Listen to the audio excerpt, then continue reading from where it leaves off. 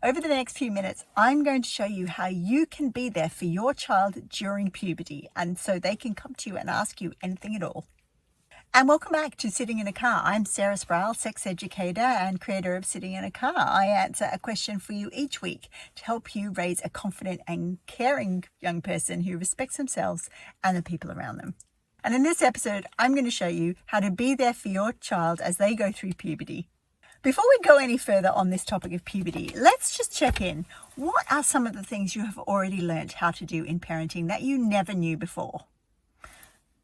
Weaning a baby onto some sort of solid food, nappy changing, how to install a car seat into a car and using probably an ISOFIX system. You've probably even learned how to wrestle a toddler, or maybe not wrestle, a toddler into a car seat when they haven't wanted to get into it at all. And the list will go on and on and on and on. There are probably a vast quantity of skills and strategies that you've learnt in your parenting.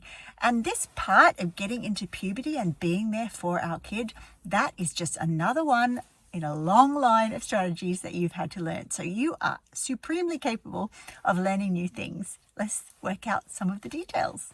So point one, it is really useful if we can start talking about puberty before our child gets anywhere near it. So we can be laying down the foundations of conversations about puberty from sort of the age of 6, 7, and 8 before it's even a thing, because our children can already see that there are children and then there are grown-ups and there are teenagers probably in between. And so they know about that. So we're not giving them some sort of earth-shattering piece of news if we say, when kids grow from being kids to being adults, there is a whole lot of interesting stuff that happens. And we can start talking to them about that, like underarm hair, pubic hair, longer legs, breasts, and all sorts of bits and pieces that start to develop. And so we can have this broad conversation about bodies before it becomes personally relevant to them. And that helps them understand that this is a topic of conversation that is absolutely and utterly welcome in our family. Point two, we can frame puberty as an interesting and exciting journey, while at the same time acknowledging that when changes are happening in our body, sometimes it can feel worrying and like maybe we're on our own and no one else is feeling the things we are feeling.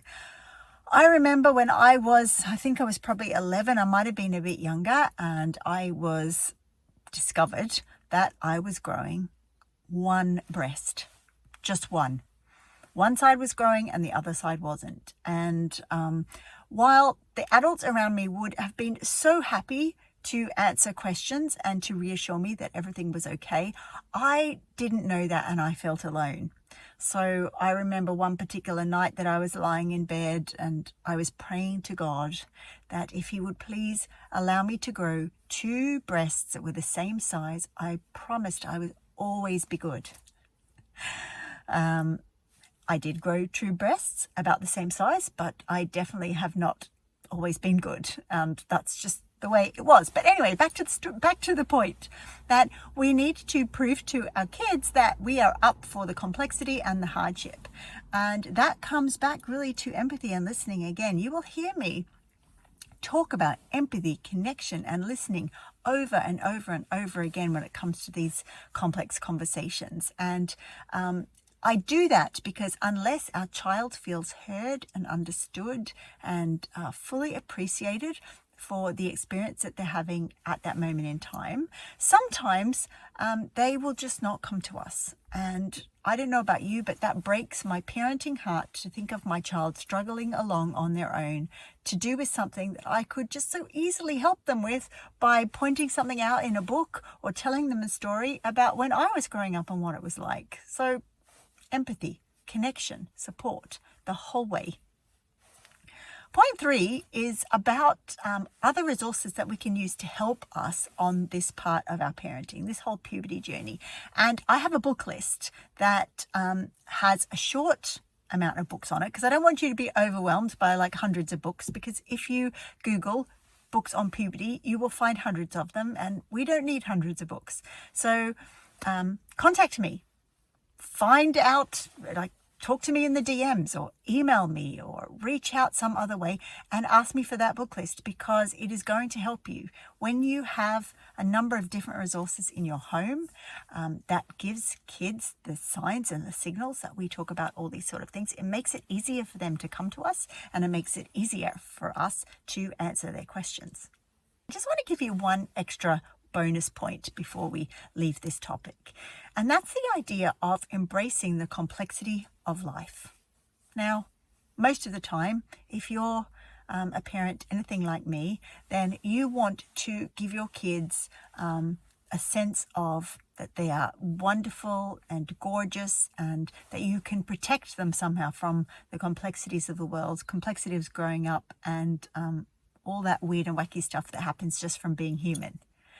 And the sooner that we can accept that we are never going to be able to do that, we are never going to be able to protect our child from all the difficulty and pain and suffering that happens just from living a human life, the sooner we can accept that, the more quickly we are going to be able to learn to connect to our kids.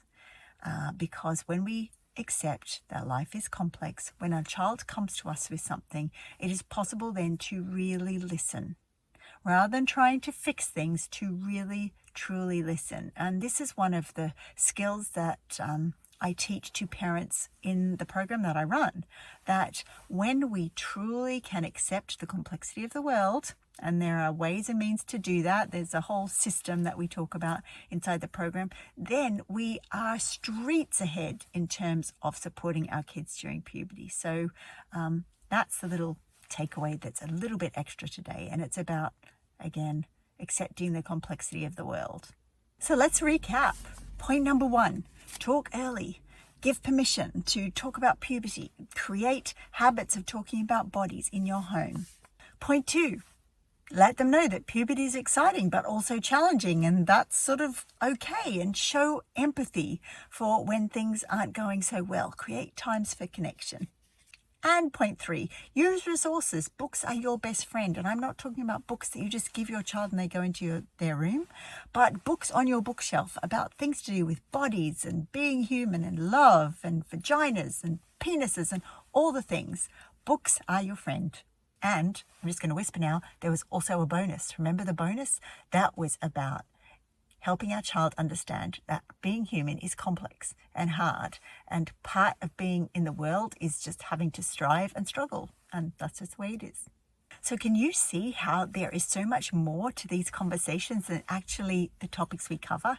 It's more about learning to be amazingly emotionally intelligent, using empathy to connect with our kids, to help them feel like we understand what it's like for them. And that takes practice, and that needs an opportunity to learn with other parents who want the same things as you. So if you would like to find out when I run that course next, find the link somewhere around this video and give me your contact details, and I will be able to let you know when that happens, because we all can learn how to do this part of our parenting better. There's no need to struggle on your own. And that's sitting in a car for another week, where I've answered a question to help you raise your confident and caring young person who respects themselves and the people around them. Bye for now. Over the next... I think that was good enough. Was that good enough? I think it was good enough. Did I press play? Oh, I did, yeah. Okay. The reason I asked that is because I just spent a whole time talking to myself and to camera about amazing things about puberty, and I forgot to press play. So it's like, painful. And the puberty episode is done.